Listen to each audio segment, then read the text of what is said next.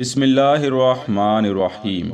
8 ہجری میں جب رسول مکرم حضرت محمد صلی اللہ علیہ وآلہ وسلم نے تطہیر کعبہ کے لیے مکہ پر فوج کشی کا ارادہ فرمایا تو اس مہم کو لوگوں سے مخفی رکھنے کا اہتمام کیا گیا، مگر مکہ میں آپ کی آمد کی خبریں پہلے ہی پہنچ چکی تھیں۔ اس وقت وہ مشرکین جنہوں نے آپ کو بے کسی کی حالت میں اس ارض مقدس سے جلا وطن کیا تھا، اب اپنے انجام سے گھبرا رہے تھے، کیونکہ اب اسلام کے سیلاب کو روکنا ان کے بس سے باہر ہو چکا تھا۔ جب حضور نے جانثاران صحابہ کرام کے ہمراہ مکہ کے قریب پہنچ کر مرل زہران میں قیام فرمایا تو ابو سفیان، حکیم بن حزام اور بدیل بن ورقہ تحقیقات کے لیے مکہ سے باہر نکل آئے۔ انہوں نے جب رات کی تاریکی میں لشکر محمدی کو دیکھا تو ہکا بکا رہ گئے اور ان کی جان پر بن آئی، کیونکہ وہ مسلمانوں سے اس قدر بڑے لشکر کی توقع نہیں رکھتے تھے۔ انہیں یقین ہو چکا تھا کہ اب قریش کو تباہی سے کوئی نہیں بچا سکتا۔ اتفاق سے جب یہ لوگ باتیں کر رہے تھے تو حضرت عباس رضی اللہ عنہ وہاں سے گزرے۔ انہوں نے جب ابو سفیان کی آواز سنی تو انہیں پکارا۔ ابو سفیان نے بھی آواز پہچان لی اور کہا، آپ ابو الفضل ہیں؟ حضرت عباس نے کہا، ہاں میں ہوں۔ ابو سفیان بولے، میرے ماں باپ آپ پر فدا ہوں، آپ یہاں کہاں؟ فرمایا، رسول اللہ صلی اللہ علیہ وآلہ وسلم اور مسلمان آ گئے ہیں۔ ابو سفیان نے ہاری ہوئی آواز میں کہا، اب ہم کیا کریں؟ آپ ہی کوئی تدبیر بتائیں۔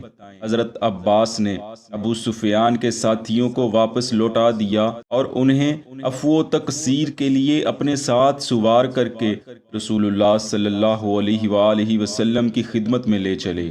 حضرت عباس نے ابو سفیان کو ساتھ تو لے لیا، مگر وہ تو اشتہاری مجرم تھے اور تمام مسلمان ان سے کھار کھاتے تھے، اسی لیے تو وہ ابو سفیان کو چھپا کر لے جا رہے تھے، مگر جہاں کہیں روشنی کی کثرت ہوتی تو وہ راز فاش کیے دیتی کہ حضرت عباس کے ساتھ کوئی ہے۔ لوگ آپ سے سوال پوچھتے کہ یہ کون ہے جو آپ کے ساتھ سوار ہے۔ جب آپ خاموش رہتے تو لوگ بھی رسول اللہ صلی اللہ علیہ وسلم کا اونٹ دیکھ کر اور حضرت عباس کو دیکھ کر خاموش ہو جاتے۔ چنانچہ آپ ابو سفیان کو لیے یوں ہی آگے بڑھتے رہے، لیکن جیسے ہی آپ حضرت عمر فاروق رضی اللہ عنہ کے سامنے سے گزرے تو انہوں نے فوراً ابو سفیان کو پہچان لیا اور جوش غضب میں بے تاب ہو کر چلائے، اور دشمن خدا، خدا کا شکر ہے کہ اس نے بلا کسی عہد و پیمان اور ذمہ داری کے ہمیں تجھ پر قابو دے دیا ہے۔ حضرت عمر نے جس غیظ و غضب میں اسے پکارا تھا، آپ کا ارادہ واضح تھا، مگر آپ حضرت عباس کو ساتھ دے کر خاموش ہو گئے اور سیدھا رسول اللہ صلی اللہ علیہ وآلہ وسلم کے پاس تشریف لے گئے۔ لیکن آپ سے پہلے حضرت عباس ابو سفیان کو لے کر حضور کی بارگاہ میں پہنچ چکے تھے۔ حضرت عمر نے وہاں پہنچتے ہی عرض کیا، یا رسول اللہ صلی اللہ علیہ وآلہ وسلم، یہ ابو سفیان ہے، خدا نے اس کو بغیر کسی عہد و پیمان کے ہمارے حوالے کر دیا ہے، اجازت دیجئے کہ اس دشمن خدا کی گردن اڑا دوں۔ حضرت عباس نے فوراً عرض کیا، یا نبی اللہ، میں نے ان کو امان دے دی ہے۔ ابو سفیان جو شرمندگی و ندامت میں سر جھکائے کھڑے تھے، اب منہ چھپانے کے لیے زمین میں کوئی کونا تلاش کر رہے تھے۔ حضرت عمر کا غیظ و غضب دیکھ کر آپ کو یقین ہو چلا تھا کہ وہ صرف حضور نبی کریم صلی اللہ علیہ وآلہ وسلم کے ایک اشارے کے انتظار میں ہیں۔ ادھر پیغمبر خدا کا حکم ہوا تو میری گردن میرے جسم سے الگ کر دی جائے گی۔ اسی بے چارگی و بے بسی کے عالم میں آپ سر پکڑ کر بیٹھ گئے۔ حضرت عمر کے برابر اصرار پر حضرت عباس نے فرمایا، عمر، اگر تمہارے قبیلے کا کوئی شخص ہوتا تو تم اس کو قتل کرنے کے لیے ہرگز اتنا اصرار نہ کرتے، لیکن تم کو بنی عبد مناف کی کیا پرواہ؟ حضرت عمر فاروق نے جواباً فرمایا، خدا کی قسم، مجھے آپ کے اسلام قبول کرنے کی اتنی خوشی تھی کہ اتنی خوشی اپنے والد خطاب کے اسلام لانے سے نہ ہوتی۔ رسول اللہ صلی اللہ علیہ وآلہ وسلم جو تب سے خاموش تھے گویا ہوئے اور حضرت عباس کو حکم فرمایا، اس وقت ابو سفیان کو لے جائیں اور انہیں اپنے پاس سلائیں، اس کا فیصلہ صبح کیا جائے گا۔ چنانچہ حضرت عباس ابو سفیان کو اپنے ساتھ لے گئے اور رات بھر اپنے پاس رکھا۔ اگلے دن صبح حسب الحکم ابو سفیان کو ساتھ لیا اور حضور کی بارگاہ میں پیش ہو گئے۔ حضور نبی کریم رحمت للعالمین آقا صلی اللہ علیہ وآلہ وسلم نے ابو سفیان کی طرف دیکھا اور فرمایا، ابو سفیان، افسوس کا مقام ہے، کیا اب بھی وقت نہیں آیا کہ خدا کی وحدانیت کا اقرار کرو؟ ابو سفیان نے عرض کیا، میرے ماں باپ آپ پر فدا ہوں، آپ کتنے بڑے شریف اور کتنے بڑے صلہ رحم کرنے والے ہیں۔ خدا کی قسم، اگر خدا کے سوا کوئی اور معبود ہوتا تو آج میرے کام آتا۔ حضور نے فرمایا، ابو سفیان، تمہاری حالت قابل افسوس ہے، کیا اب بھی وہ وقت نہیں آیا کہ تم مجھے خدا کا رسول مانو؟